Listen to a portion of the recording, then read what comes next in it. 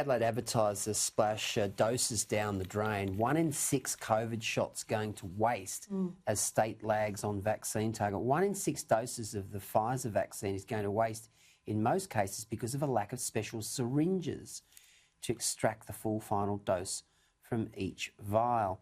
It has left the state a long way short of hitting its first jab target. Now, of course, this comes off the back, Lisa, of our story on the front page of the Oz, which we kicked off the show with.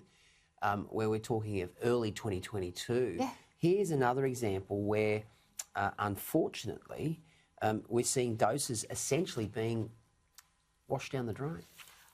The focus is very much on South Australia, but they've made a point of saying this is an issue across the country.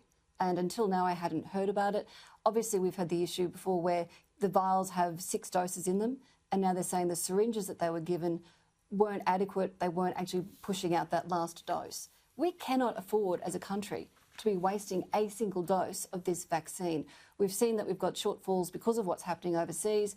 As you say, we went through it at the start of the program. We have to hope that we have more capability here in Australia to produce more, but we don't need syringes that are out there and not doing the job. And that's a really good point, Lisa, what you mentioned about what's happening overseas. We've already seen the Italians. The French are now considering, not coming through with their promised dosage amounts, and that is a real concern.